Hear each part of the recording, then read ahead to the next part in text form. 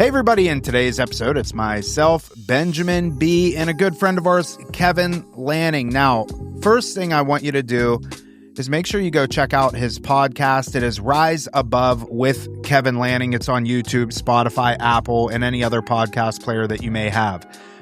This gentleman has a tremendous story of recovery. He's coming up on 7.5 years clean. And boy, I tell you, when we hear about people entering into the recovery process and it developing fruits in our sobriety and us really getting our life back, Kevin is a true representation of what can happen for you or for your loved one. We get into detail on his process, how he ultimately ended up getting sober. After having some sobriety time, he did relapse. We talk about that. And then since he has been sober over these 7.5 years, the relationships that he's developed and the lives that he's been able to impact over the years. Such a good guy, and I know you're going to love this. Enjoy the show. Here we are, Real Recovery Talk. I'm your host, Tom Conrad. In today's episode, we've got Benjamin B. What's happening, everyone? And we have a friend of ours, Kevin. Kevin, how are you, sir? I'm great. Thanks for having me. First things first, thank you for tuning in on the podcast app, whichever one that you choose to use. And thank you for watching on YouTube. In the end, if you have any comments, questions, or concerns, you can always reach us, info@realrecoverytalk.com. Again, that's info@realrecoverytalk.com. And ultimately, we want to help you turn your mess into your message, right, friends? Yes, sir. Oh, yeah. Yep. What's up, Kev? You go by Kev? Kevin, whatever you want to call me. Shithead. Okay, I like that one. Shithead was for a very long time, you know, so you can call anything else is fair game. Yeah, fair game. It's actually up from there. So, yeah. Can you say that in your intro? You say that in your sleep? Oh, yeah. I mean, it's, it's been the same intro the whole time. It's funny. I've heard it 500 times, and I went to go do it without him twice. Disaster. I couldn't remember a single thing he said. I'm like, Yeah. Yeah, I mean, it's kind of, I don't know, at this point, I could walk away from this for years and come back and probably still nail it, you know? Yeah.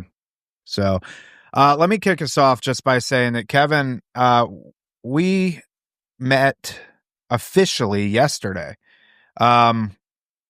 Kevin was gracious enough to have myself and Ben on his show, which is Rise Up with Kevin Lanning. Rise Above. Or Rise Above. That's why I couldn't, on YouTube last night, I wanted to show my wife your channel, and I'm like, Rise Up with Kevin Lanning. Where is it? And and then I ended up finding it, and it apparently, Rise Above. It brought you to like the Holy Gospel channel somewhere in probably Utah. Yeah. Rise up, baby, rise up. So anyways, we had a lot of fun doing that. It was Ben recorded first and then I recorded, and awesome, man. Had a great time. The three of us, proud to say, all cried in the same room, which you don't see happen with three grown men. You know, all of us have beards, and I have half of a beard. You guys have real beards, but we all, connected on a very emotional level, which was pretty amazing. So, Tom, that was I've cried, but never starting to cry, but never actually shed tears on my podcast through 110 episodes. Yesterday was the first time I actually shed tears. That's awesome. And I want to thank you both for coming on. And for the audience, my channel, my podcast is to give people hope. And, when you're down and out, when you're in addiction, in the disease, you have nowhere to go, you think nobody can relate to what you're going through. I share stories of adversity, people who have, gotten through addiction, found sobriety, and it gives people hope. It lets them know that they're not alone. And you two guys, I want to thank you because both of you got extremely vulnerable on my show yesterday. And it was just to help someone who is potentially listening, who's in that position. So thank you both. You're welcome. Tom doesn't cry. And I was telling you afterwards yesterday, when I'm like, I can't wait to get back to the center and tell all the therapists I was crying. No one will believe me. Let me, for the listeners, what platforms is Rise Above on? Yeah, so we're on YouTube, we're on Spotify, we're on Apple Podcast, Amazon, all the other podcasting channels. It's everywhere. And then socials, it's Rise Above with Kevin Lanning. Since we're kind of already going this direction, let me ask you too, because we're sitting here talking about our experience yesterday, and I've watched some of your episodes on Instagram. I watch a ton of your shorts, but where I'm going is you've had some amazing guests. I was curious, like, has there been any in particular that have been like, I don't know if life changing is a word, but just wow, that made a huge impact on you? Yeah, that's a great question. And I wouldn't say there was one in particular. I think they all have a significant impact. I mean, I know on my audience, but on me specifically, I think what it has done is, so I'm coming up on 7.5 years sober. And for a very long time, I always thought there was just one way to get sober. And if you don't do it this way, it's death. And I was so thick-headed.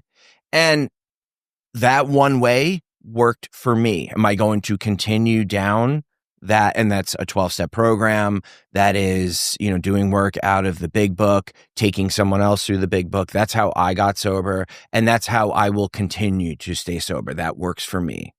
However, what my guests have done is open my mind to different practices, respect other people who are in the sobriety community, but maybe not necessarily got sober the way I did.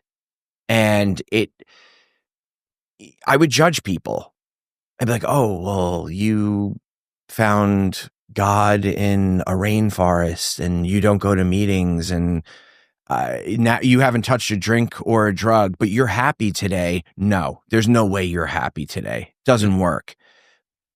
Listen, for me and for most people, and the odds show that when you do go to a 12-step program, it will impact your life significantly and you have a better chance. Those are the odds.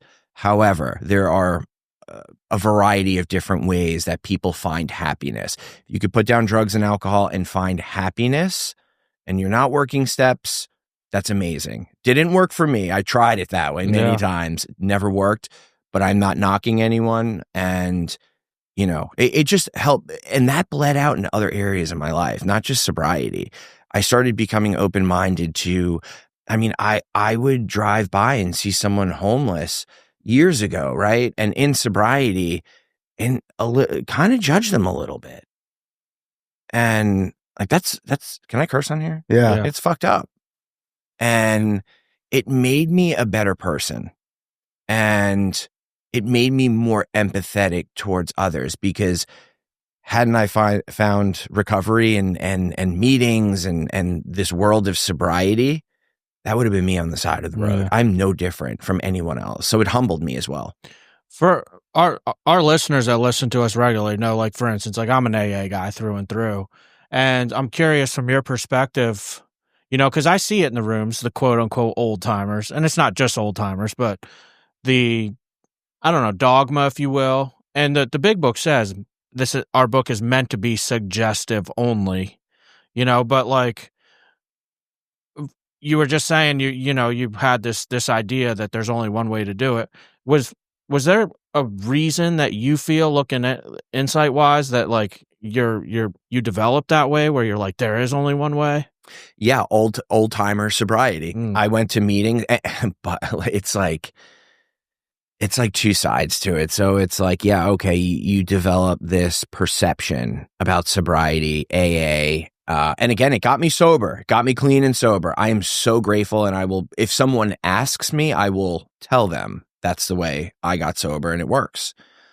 But yes, old timers in the meeting, I think kind of, just like beat it over my head. And I heard it, and maybe not even beat it over my head, but said it in meetings a lot. And, but on the flip side, those old timers got me clean and sober. Yeah. So it's like, well, what do you take? What don't you take? I've just found this middle ground that works for me, keeps me comfortable, where I'm open-minded, and it's improved my quality of life. I've changed as a person even since starting the podcast about 11 months ago. And it's been amazing, just more patient with people. I have a 6-year-old daughter, just being more patient with my daughter, hearing more stories outside of the speaker at a 12-step meeting, and just hearing people's journeys is truly amazing. And you said you do 2 episodes a week, right? Mm-hmm. So basically you're interviewing 2 people a week. Yeah, I have probably around 30 episodes in the bank. So like anytime, some weeks I'm interviewing 8 people, some weeks I'm interviewing 5, but I try to stick to that 2 minimum a week. Yeah. And the reason I bring that up is like, because I think we get the same thing here, and it's the same purpose of going to meetings or going to church, like surrounding yourself with people that end up inspiring you. When I hear a story, dude, I walk out and I'm like, recovery all the way. Yeah. Like you're on fire, dude. And it's cool. And you don't have to have a podcast to get that. Like, I want to make that clear that, you can go to meetings, you could go to church, whatever community you're a part of, and make sure that you find people that inspire you. Ask people their stories. I think, you had asked us on the podcast in some way, shape, or form yesterday. Like, for me, the big thing about it is that I am getting to have very vulnerable, authentic conversations with people. It's not meaningless like it was in my addiction. Like most people, I shouldn't say most people, I misspoke there, but like think about the number of people in the world that need alcohol to have a conversation with somebody, where we're stone cold sober and we're able to have deep conversations with people. Like it and that's what, the old saying, the opposite of addiction is connection. Like, let's call it what it is, drugs and alcohol. People use it to connect. Yeah. Most of the time, they're feeling alone, feeling empty. Whether that's with connecting with yourself or connecting with others. And that's the beautiful thing about it. It really is. When you get vulnerable and you go that deep with someone, we were talking about it yesterday. I build a connection with all of my guests. I have like a special connection with all of my guests to sit down for 1 hour. And as I'm sure you guys do as well, you sit down with them for 1 hour and you go deep and you get vulnerable. Like Tom, when you were talking about your sister, it's crazy. I'm sure you have mentioned it on your podcast, but the fact that you guys reconnected after all those years and you're in recovery, you have 14 years of sobriety. You were able to help her. She was in a very tough spot, and it's funny, she did the 45 days in I believe, inpatient, controlled recovery environment. And then she had to attend to other family matters and ultimately didn't stay sober that time. And I thought you were, because this is the norm, people go back out there. And I thought you were going to say, well, no, then, she's still struggling today. And then you said she has a year clean and sober. I like lost it. And it's amazing. It's a beautiful thing. Well, and I don't actually talk about it. I don't know how much I've talked about it on our show. You got something special yesterday. I'm telling you. I want to reiterate. Tom does not cry. In fact, I've asked myself once in a while if he's so emotionless, if he's a sociopath. I'm teasing. But also, like, he, in a lot of ways, is pretty private. Yeah. Like, what you got to see yesterday. Really? That's a side of Tom, like, I get to see people that are around him daily. And once in a while, and you've said this yourself, Tom, like we'll get a client in here and Tom's kind of, how do I say it? Like he does. Go ahead. How are you going to describe yourself? The principal's office. Yeah, that's accurate. But once in a while, some client will come in here and Tom will just be like intrigued by this client and like go extra investment and he sees something in somebody, and it's cool to watch. Wow. Do you see a piece of yourself in that person usually? A lot of times I think so. Yeah. And, there's certain people that I just take to that, it's, I don't know. There's only certain instances that I have cried openly, and I'll share them all when my children were born, of course. One time and this is me being vulnerable, but Levi, my son, my oldest, he's 9, and probably a year ago, I had to give him a pretty hard spanking on the butt for being a boy and doing the things that he did. And I was a wreck after, and like, don't get me wrong, I didn't let him know that I felt bad about doing it. But I was like, I did go up to him and like a couple hours later was talking to him, gave him a hug and cried there, But that was because it was like a connection, And then when my dad had the stroke, that was when I met with my sister. Oh, and then one time, I thought my daughter Winnie, she's 5, and I had put her to bed, and my other 2 were asleep, and Amanda wasn't home; she was somewhere, and I went and got in the shower, and I, whatever, 30 minutes goes by, and I come out. And I go to check on my kids, just like, make sure they're asleep. Winnie's not in her bed. And I'm like, what the fuck? And then I start going berserk and running through the house and I can't find her. Check the pool because I'm like, maybe she like went outside. Like you know what I mean? Yeah. And it's like 9:00 at night. Sobbing. And I go and I wake my kids up and Levi comes out. I have these long drapes in my living room, and he just grabbed it. She's right here. She was hidden. She was hidden behind the curtains. I was a wreck. But anyways, so that's enough about me. But I had a great time. I mean, it was super that, it's emotional stuff. And that's all stuff that, again, fruits of sobriety. Like we get to share in those experiences and, through our hardships, help other people. One thing I wanted to point out to you, Kevin, and then speak on this. You said old timers, and I was the same way. Like when I came into the rooms, I quickly found out like I need to surround myself with people that know what the hell they're doing. And I even think I even talked about this yesterday on your show. I didn't want to surround myself with the people that were going down to clematis and, living the life just minus the drugs and the alcohol. If you stick with the winners, right, you're going to have a solid chance at this. But one thing that I struggled with that I don't think you struggle with near as much as me, I had a hard time, and I would always get on Ben's case because he would always go to this meeting up at Oasis at 8:30. It's called the Dirty 30. And I'm like, why are you going to that meeting, dude? Like there's, just imagine the girls are getting off the druggy buggies. It's like they're going to the clubs. The dudes are like all, gym tan laundry type stuff, and it's just like there wasn't. And Ben said something to me that it is very true. If I'm not there, who's going to be? You know what I mean? And the reason I bring that up is because that's something that I still struggle with to this day. But I want to call it what it is. As soon as we're done with this podcast, you have a sponsee coming here to read with you. That is this podcast is great. You're coming on here to do this, and it's going to go out to a ton of people. But let's call it what it is. You're going to get more fulfillment reading with that dude that's about to show up here in 45 minutes than you will from sitting here with us. And it's totally to be expected. Anyways, I wanted to share that. No, I agree with Ben. And it's funny, like I've changed the way probably within the last couple of years of my sobriety.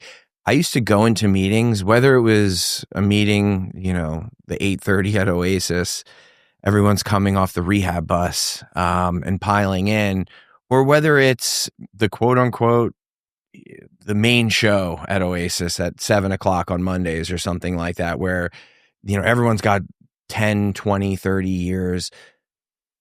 I used to share to sound good. Mm-hmm. I used to share in meetings to sound good because I wanted, it was all ego. It was all pride, ego, fear, all the above.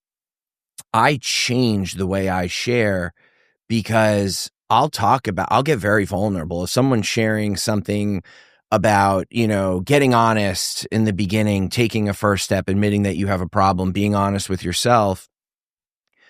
It took me 10 years from when I first read that first step, when I went to my first meeting, until I actually got sober this time. And for 10 years, I couldn't get honest. I actually didn't know what honest with myself was because I didn't trust myself. And I remember towards the end of my using, so I got sober February 19th, 2018, probably 2 weeks before that. I was living in New York City. I did a fentanyl-pressed Roxy Blue. So it's a 30 milligram Percocet, and then they started pill pressing them with all fentanyl. Well, I got one of those. I was driving down the FDR in a rental car, spin out, crash, hit another car, total my car and their car.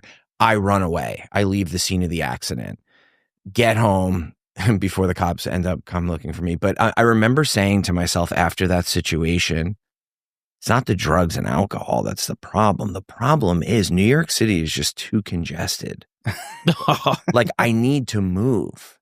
Like, if I lived in the middle of nowhere, Pennsylvania, this won't happen. Like, it won't interfere with my drug and alcohol use. Like, that's how distorted my thinking was. So I will go into a meeting and I will share that now, that vulnerability of just the stupid stuff I was doing and how I couldn't get honest with myself. That is a prime example of how I could not get honest with myself because I didn't want to admit I had a problem with drugs and alcohol. And I share that in meetings now because I want the guy who's in there with one day, or the guy who may not even be clean or sober.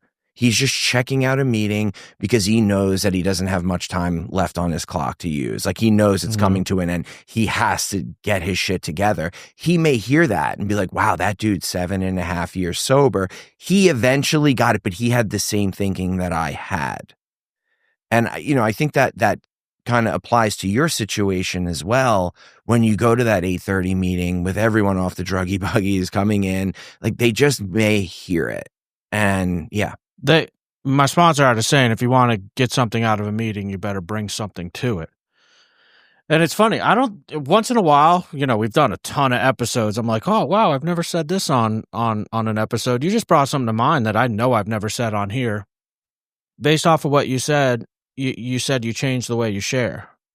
One thing that I do in meetings, because I now walk into a meeting because I have the experience, the knowledge, the time, which the time in my book, I'm a more quality over quantity, but when you have a newcomer that hears 14 years, they're like, that's impossible. But I digress. Where I'm going with this is I've made sure that, like, if it's a, open meeting and a topic comes up, I never share first. I actually very intentionally wait till the end of the meeting, because what I do is I want to hear everybody else share first. In particular, because if a newcomer has the courage to put their hand up and share where they're at, now we're not allowed to crosstalk. However, I have enough knowledge and experience at this point where without cross-talking, I can indirectly take whatever the topic is, use my experience, and know that I'm actually, like, directing it towards them, indirectly. Because I want to hear where people are if someone's, like, for instance, like, oh, I struggle with the God thing, and then it moves on to someone, you're not allowed to crosstalk, so I can't go back and be like, hey, dude. But when I hear the different things that it sounds like the newcomers aren't sure of, or maybe they're, in my opinion, a little off on the way that they see things, I'm like, now I'm going to share. I always wait till, like, the last 10 or 15 minutes because I want to be able to help them. If I go right off the bat, I'll call it what it is. It's ego. Yeah, of course. Oh, let me just tell you what I know about spirituality today. Let me just tell, but with the responsibility of hearing them and helping them. I you know what? You bring up a good point, because anytime that I share right from the jump, it usually is pride and ego. Like, sitting back, letting people share, saying what, or maybe someone, shared something that you were going to share that would potentially help the newcomer. Not that I usually have a planned out share, but I kind of have, like, the framework before I'm about to share. Yeah. But if you can share something else, like another experience with a certain topic that the speaker just shared on, whatever the topic is in that meeting, that, could add value to a newcomer. I look to help the newcomer now when I share. So I think that's super important. And also too, like you talked about, like, just like with the podcasting and the guests, I think just hearing the different guests and doing the podcast as a whole has really shifted my thinking in terms of really drilling down and helping the newcomer. And because that's exactly what it's all about. There's so many people that, unfortunately, in our society, and this isn't a knock on people who aren't sober yet, but there's just, I think our society, there's still a stigma around addiction, going into sobriety. And I want to say this on your podcast. I was in fear to get sober because I thought I was never going to have fun ever again in my life. Ever. I thought it was done. And I'm going to hang out in 12-step meetings, recovery meetings with these old people who share the same thing every week and tell me what to do. That's actually not the case. And it's funny, in sobriety, when I got sober this time, I got a sponsor and he said, Kevin, I strongly suggest that you get a commitment at our home group. It'll help you. You'll get to know people, accountability. You show up and you have to do this commitment every week. So I go to the business meeting. I get greeter. I'm like, I'm better than greeter. Like, come on, with 20 days sober, let me manage the money or something, So whatever. So I go do it and, I'm shaking everyone's hand. Go the next week. And there was a guy walking in. He had like 25 years of sobriety. And before I could say anything to him, he goes, Kevin, you're back again and you have 27 days this week. The feeling that I felt when he said that to me, like, I just wanted to be seen out there. Like when I was in the grips of addiction, I just wanted to feel a part of. I never felt a part of. I just wanted to be seen. The feeling that I got when he said that to me, when I had 27 days sober, I was hooked. That was the feeling that I was chasing through drugs and alcohol for, 30 years prior. Let me throw this out there for if there's someone newly sober listening to this right now, connect these dots though. Because Kevin just shared that he took that commitment. He was the door greeter. That's why he was seen. Because I'll call it what it is. You have to put yourself in a position to be seen. You can't, and because I was guilty of this, I would show up to a meeting, and this was, I first meeting I ever went to in my life was at Oasis Club, and it took me another like 8 years to get sober. Mm-hmm. But I would show up, I'd sit in the back row. I wouldn't talk to anybody. I wouldn't take a commitment. I wouldn't volunteer to mop the floor afterwards. Nothing. Whose fault is it I'm not being seen? And then I'm like, oh, those AA people, they don't understand me. No one will even talk to me. You need to show that you're willing to show up. You have to. You can't put it on the people who have solid sobriety to run up to you. Like, yes, should we be, as people who are sober, introducing ourselves to a newcomer, stuff along those lines? Absolutely. But as someone in early recovery, you can't turn around and point the finger and be like, they're not seeing me. Mm-hmm. You have a responsibility too. It's a two-way street. You're 100% correct. And I want to add one thing to that. I was when I came in, I was like, it was daunting. I'm like, wow, I have to take, like, I thought getting clean and like just stop using drugs and alcohol was enough. Now I got to start like putting in effort. I want to clarify. Don't be scared of that. I put in the beginning, it was very little effort, but I put effort in. It wasn't much. It was just because I was detoxing I was a disaster when I first came in. My sponsor told me to go to the business meeting and raise my hand for a commitment. And I was like, I don't want to do this. This is so out of my comfort zone. It was literally just going like this. Okay, great. You're greeting. All right. I got there 20 minutes before the meeting started the next week. And then it snowballed into that guy coming to me. Now all the old timers know me. Hey, young one, you want to come eat with us after? We'll buy you food or whatever. Like, I'm not saying someone's always going to buy you food, but then that snowballed into that. And then I look back a year or two later and I have this huge community of sobriety and then this new life that I've built. It's amazing. That was the same experience for me. Again, going back to the old, like the people that had sobriety. One of my biggest mentors was a guy by the name of Jim, and he had a facility down here. One of the very first ones, not one of the very first ones, but anyways, he was a retired New York City police officer, and he had 26 years. And I was one of the first few clients in this facility. It was called Recovery Associates. And he kind of took me under his wing, right? And long story short, he ended up getting diagnosed with cancer. And I was in a position at that point to where he actually invited me to look over, stay at his house, because him and his wife wanted to take a trip to Italy for a month because he had cancer. Like, you know what I'm saying? One of those. And I was like, holy cow, he entrusts me to go to his house, which is a very nice home, But the point I wanted to bring up was he would drive to my halfway house. I stayed at this place. It was called House of Principles. This is, oh gosh, almost 15 years ago. He would drive there every Saturday to pick up guys that wanted to go to the Saturday morning men's meeting at St. Mark's Church. And I would be out there every Saturday, and he would pick up. At first, it started off as a whole van full of people, and then it slowly dwindled down to where it was just him and I, But we would go to this meeting every Saturday morning. We'd stop at Panera Bread on the way, get whatever coffee, go to this meeting. And then after the meeting, it was me, Jim, and probably 10 other guys. We would go to breakfast, and I would just sit there and listen to stories. And there was a baseball player. I won't say his name, but he was in his 80s, and he played professional baseball.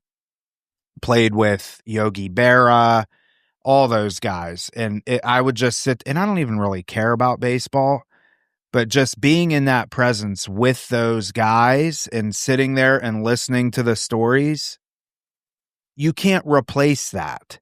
And if I firmly believe if everybody adopted that mentality, like, hey, I might not even believe in the 12 steps, which I did. But even if you're in that place that, like, you're totally skeptical, even about the God stuff, the 12-step stuff, the searching and fearless moral inventories and all that stuff, surround yourself with a group of guys or women, if you're a woman, that have stories that and just stay in the center of that. And then it goes back to, you show me your friends, I'm going to show you your future. It is really hard to screw it up if you do that. And I mean, it was one of the most impactful things for me, and I ended up going and working at his facility. And shortly after he passed away is when Ben and I came together and started this. So, When did you two link up? What year? Ben and I have the same exact birthday, same year. No way. April 7th, 1984. Talk about weird. And you got sober on my son's birthday. Oh. The day he was born? When did you get sober? February 19th, 2018. No, he's 2016. Okay. Yeah. But the same day. February 19th, yeah. Same date. Mm-hmm. Yep. So he was 2. He was turning 2 and you were going into detox.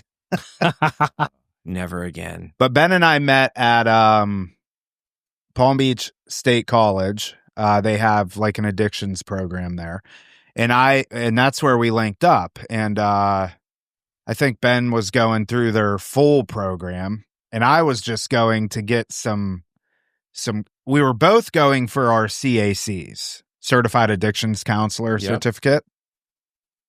Well, I kind of found a backdoor approach of getting it a lot quicker, and Ben went the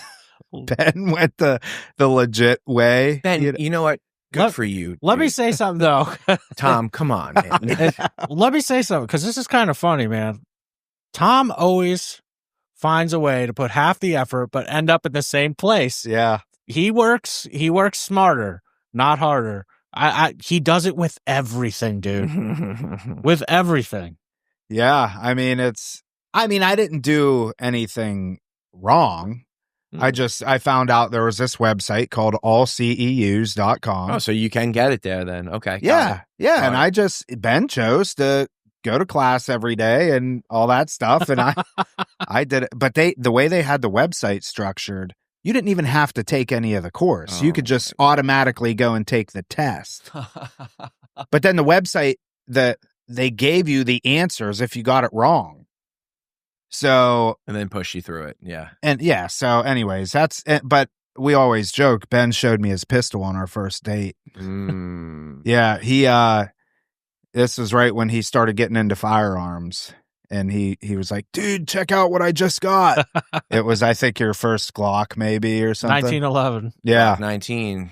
First one ever was a Glock 19. That thing's a sure thing. That thing will never jam up on you. No. Yeah, and then we went and shared in a burrito at Torero's, and the rest is history. Yeah. So, but Ben and I actually went. I was working. I think I was here, or was I? No, when we first you were at Recovery Associates. I was at Recovery Associates. Jim passed away. Ben was working at Unity. Jim passed away. I came over here. Ben went and started this other program. It ended up flopping. We always stayed in contact. There was like a few years where we just stayed in contact but never worked together. And then I think in 2017, June of 2017, I called up Ben. I'm like, hey, dude, we could use you over here at Rock. And he came over, and that was it. That was, what's funny is I was looking to get out of the addiction field. That week, I had actually resigned, and I was like, I'm done with treatment, because that's when all the client brokering stuff was going on, and I was just frustrated, dude. Yeah. The reason that the treatment center that I was at wasn't doing well, the places around were literally giving kids cash, and our census was just, I couldn't compete. Yeah. Right. And I actually had gone over to Palm Beach State and I started signing up for the police academy.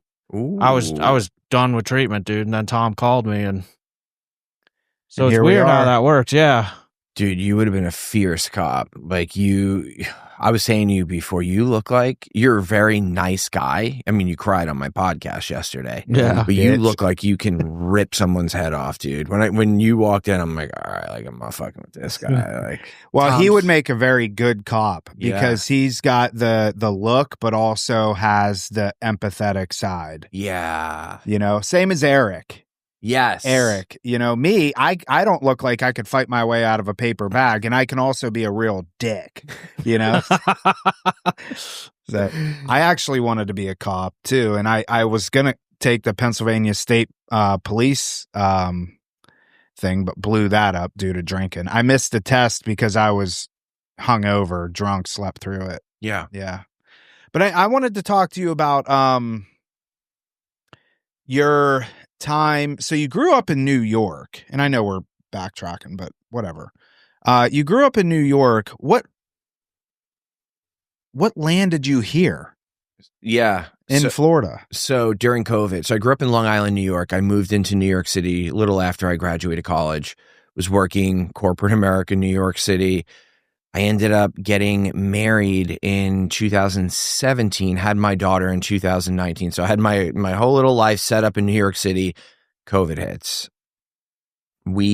December of 2020, we decide, let's go on a vacation just down to Florida for a couple of weeks. I can work remotely. I was working at Google at the time in their Hudson Square office, but remotely at the time because of COVID. They shut down the offices. So we went down to Miami for 2 or 3 weeks in December of 2020. Myself, my wife, and my daughter was 1.5 at the time. So we go down there, and New York City during COVID, it was a disaster. It was a complete disaster. You came to the free state of Florida. The crime in Manhattan was unheard of. I was actually in a Duane Reade in the heat of COVID, in there with my daughter, picking up a prescription, hanging out in the back by the pharmacy, and 2 guys came in with AR-15s and held the place up. Really? Right on Upper East Side, right on Lexington Avenue in New York City. They have the strictest gun laws in the U.S. too. Strictest gun laws. These dudes just walked right in there and held the place up. Wow. And just ran out. And that was like a week later, we went on that trip. And then we were like, why are we even going back to New York City? This makes no sense whatsoever. It's amazing out here. Maybe not Miami, but Florida in general. Yeah. The weather's better, just so much more freedom. I will say too, talking about you potentially becoming a cop, the cops down here run shit with an iron fist. Like it's no bullshit with the police. And they're respectful if you treat them with respect, but there is no bullshit. And I think there should be a healthy fear of police officers. Sure. I think it keeps people in line. I mean, pretty much everyone has a gun around here. You don't see people just walking. I mean, it happens, but you don't see people just walking into convenience stores, holding it up and putting all these people in danger. So we ended up making the decision to stay after being in Miami for 3 weeks, and we moved to West Palm Beach. 6 months later, I get a divorce. So I'm going now, we grew apart. I got sober while married. Phenomenal lady, the mother of my daughter, my ex-wife. She really is. And she put up with a lot of my shit while I was, family reconnect, right, guys? The families, what they go through. And this poor girl had no idea. And she was coming from Finland. Her and I met in Turks and Caicos in 2014. We went long distance for a year. Then she moves to the States to be with me. And then we eventually get married. So she wasn't even accustomed to the opioid epidemic going on in the US. It was a disaster. And she had no idea what to do. But anyway, so 6 months after living here, we get the divorce. And that was another major life change in sobriety. Going through a divorce, she starts dating someone. Now, we have my daughter, and I'm like, well, there's another father figure in my daughter. The ego comes in, the fear, the pride. We go through the divorce. That is over. But I ended up moving up to Jupiter after the divorce, and then she stayed in West Palm Beach, and we're about 15 minutes from one another. So that's how I ended up in Florida, and it's been absolutely amazing here. So you got sober in New York. I did. Is there? I thought you would have that's how most people end up down here that we talk to and know. But no, that's pretty cool. Yeah. So I originally, this is crazy, and I want to bring this up. I had a major relapse. I originally got sober. I went away to Cairn Treatment Facility in March of 2013. My original sober date was 3/3/13. And I get sober. I was sober for about 3.5 years, and then I had shoulder surgery. So I played football in college, tore my rotator cuff, had shoulder surgery in college, and then jump ahead to 2016. I'm 3.5 years sober. I'm working out in the gym, then I tear my shoulder up again, and then I have to go in for surgery. And I went into a full-blown relapse. And I think it's important to also mention that I have had a lot of time to reflect, and I was always like, well, if I didn't tear my shoulder, and I was blaming it on the, tearing of my shoulder and the surgery and being put on painkillers. It's the doctor's fault. That actually was not the case whatsoever. When I first got sober in 2013, the first 2 years my program was immaculate. I did exactly what they told me to do. I was beaten down, and I started going to meetings, got a sponsor, step work, went through the steps twice in 2 years, started taking sponsees through the steps, the whole nine, commitments. I was going to probably 5 or 6 meetings a week with over a year sober. I was really connected. My community was very strong. At about 2 years, when you get sober and you work a program, there are the promises. Things start to come back into your life, and it's beyond what you expect. Family members are trusting me. People are asking me to be the godfather of their kid. It's all of these amazing things were happening in my life. And at about 2 years, I was like, well, these amazing things have happened. Yeah, I got sober. Maybe it wasn't the drugs. Maybe it was just a phase that I went through. And I didn't pick up right there. But I was like, I need a little more action in my life, some fun, you know? And it's funny. This is when I realized that drugs, alcohol, gambling, sex, etc., those are symptoms of the disease. That's not the problem. The problem is within. So I start gambling at 2 years, going to meetings. Now, at this point, I am abstinent from drugs and alcohol. I'm no longer, quote unquote, sober. I'm not living a sober lifestyle. The gambling turns into, now I don't have money like this. It turned into like $10,000 swings on a weekly basis. Like the first week was the worst thing that ever happened to me. I think I won maybe like 15 grand. The next week, well, this is after gambling for about 6 months. It built up and then I won 15 grand. Then the next week I lose 20 grand. The following week I lose 30 grand. Then I win 20 grand. Then I lose 10 grand. Then I win 10. Then I'm down 40 the next week. Dude, the insanity. I was living the exact same way I was when I was drinking and drugging, but without the drugs and alcohol.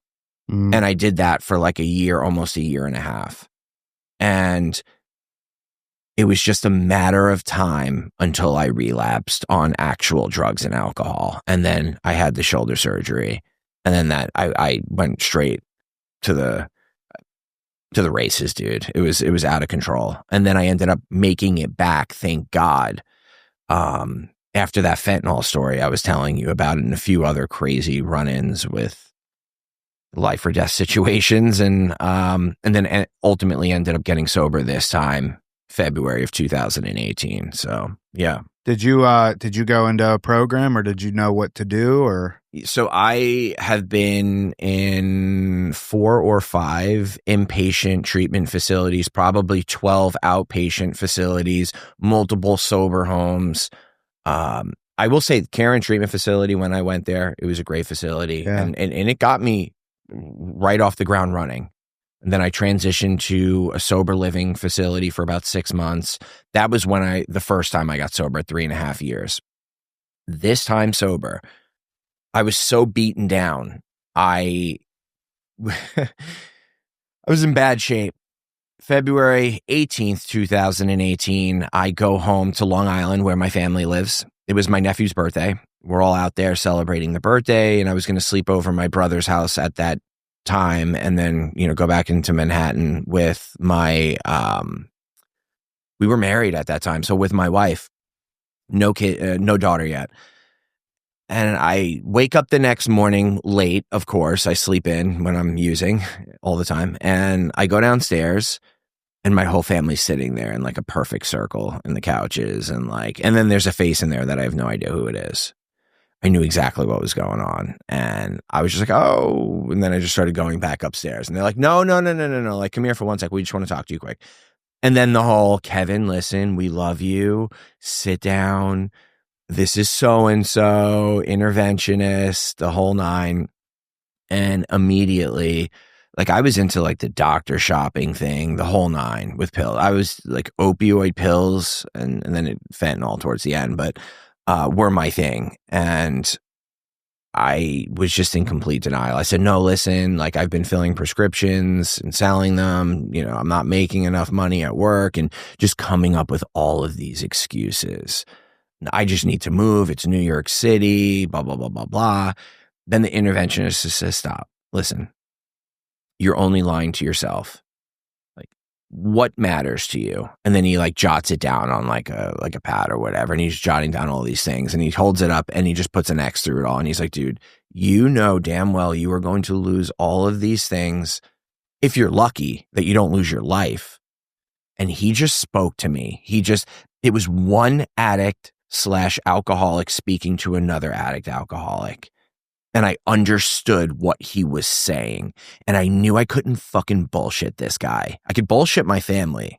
I could bullshit my wife. I could bullshit anyone, manipulate anyone, but I couldn't manipulate this guy. And he's like, dude, you and I both know you need to get sober. We have a place for you, driver, like, let's go. You're going now. And I'm like, I'm not going away. And then I'm like, well, my job needs me. This needs me, blah, blah, blah. Like, I have all these responsibilities. I'm like this important person when I was not. And I was on the verge of losing my job. You need to go to this treatment facility. You're going to increase your odds. Now, I will say this on here. If you are struggling if you are trying to get sober, if there are family members listening to this who have a loved one who need to get sober, I strongly recommend going into an inpatient facility. Strongly.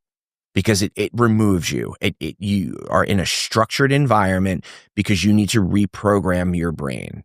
And then obviously aftercare as well, I strongly suggest.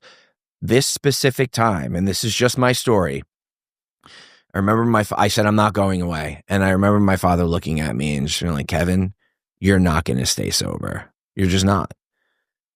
And I'm like, the pride started to kick in. I'm like, no, like I know what meetings to go to.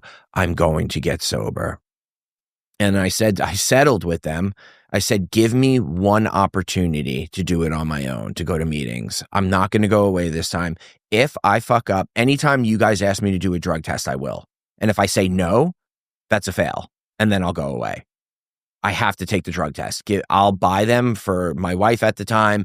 Anytime you guys suspect anything. So they're like, okay, we'll see you. We'll be ready to go in a week, basically when you relapse. And I started going to meetings, and that pride, and this is why I say you should go inpatient, that pride kept me gung-ho for about 20 days. And I'm back in New York City. I'm going to meetings. I'd hit a meeting every single day for those 20 days, but I'm still in my environment.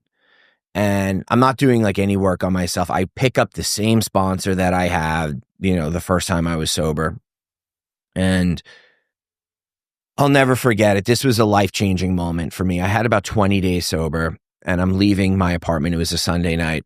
I'm going out to get food with my wife. I went to a meeting that day, and we're going to the elevator, and I don't know why I said it to her, but I was just like, honey, if I go outside, I'm going to like find a way to break away from you, and I'm going to get high. And she goes, oh my God. Like, I don't ever recommend, well, if you got to tell someone, but tell someone in recovery, not your wife. She was like, oh my God, what do they tell you to do? I'm like, I got to call my sponsor. So I call my sponsor. It's Sunday, probably like 6 or 7 p.m. He's got a family, 2 kids, sitting down to Sunday dinner. He takes my call. He's like, where are you? I'm home. Okay, the Starbucks right down there at the corner of your street. I'm going to meet you there in 15 minutes. Have your wife walk you there and sit there with you until I get there. He meets me at the Starbucks. She leaves, goes home. He sat with me until Starbucks closed, and then we went from at like 9 p.m. we went from Starbucks to a diner, and he sat with me until about 2 o'clock in the morning until that feeling passed. And it was the first time I had ever experienced an urge feeling pass in my entire life. Anytime there was an urge, I always acted on it. That's how I thought you always deal with any kind of urge or feeling. Act on the feeling, right? I didn't understand the concept of feelings do pass. He drives me home. He goes to a meeting with me every single day that week, makes me put my hand up and talk about what I just went through. I have 21 days sober today. I have 22 days, 23 days. And then it really passed for that week.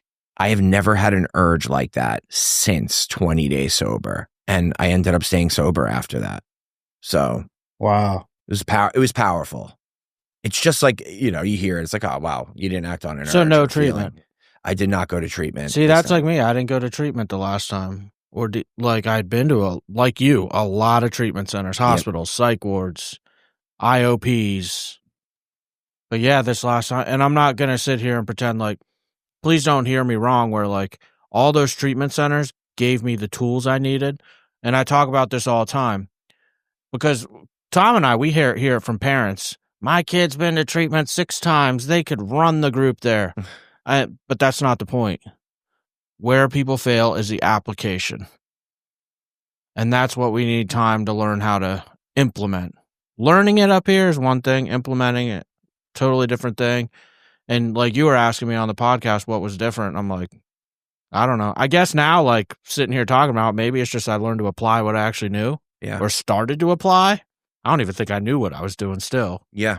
But that goes to the structured environment part. A lot of times we have the knowledge, we just don't have the structure. Yes. A lot of this whole sobriety thing is relatively simple.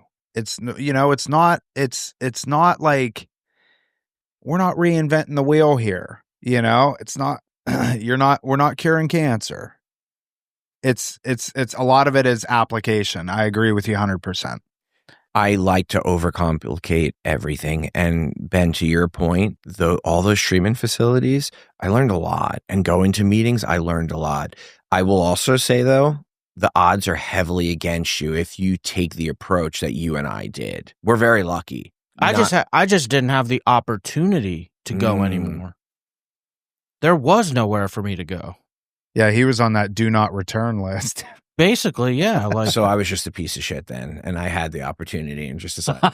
Yeah, you were worse. Yeah, I'm just a complete. You were just like, you know what? No. It's crazy. Like, you think you're so important, and like you have all these and like my job, the company can't function without me there, and that's not the case whatsoever.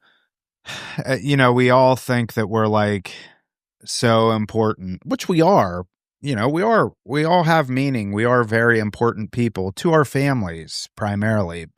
The vast majority of people don't care about us, just call it what it is. Like, people move on.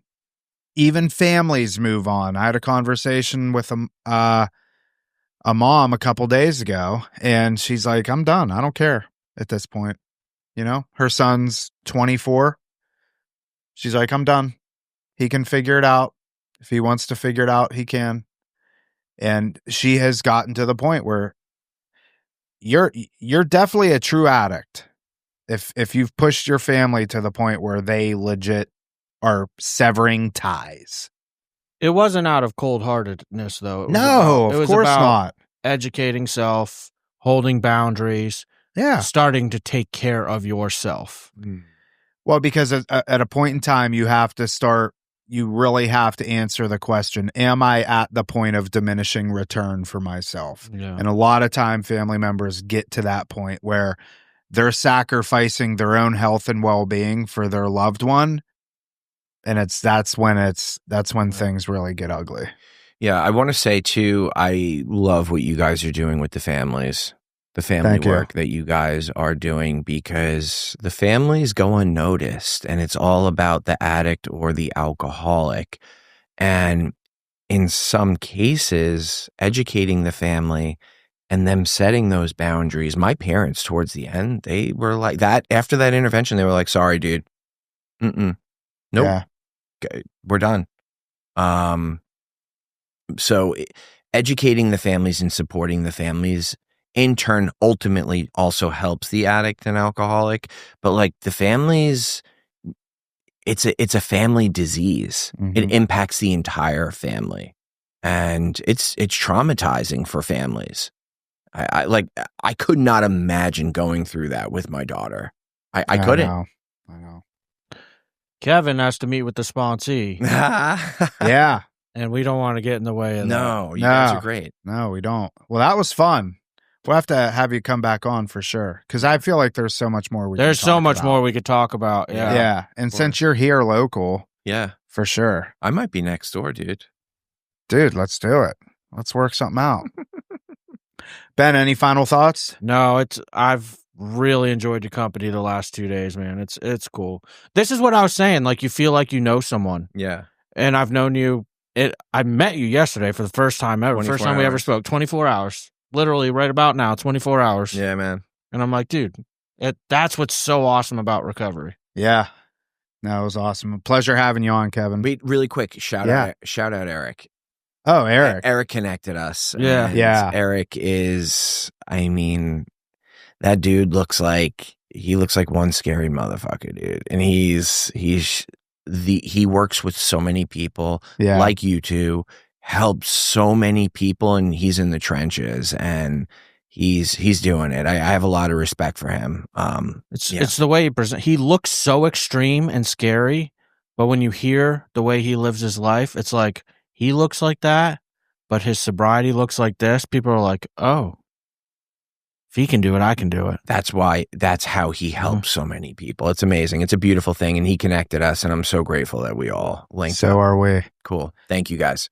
All right, that is it for this episode of Real Recovery Talk. Thank you for tuning in. In the end, if you have any comments, questions, or concerns, you can always reach us, info@realrecoverytalk.com. Again, that's info@realrecoverytalk.com. And ultimately, we want to help you turn your mess into your message. That is it. We will see y'all later.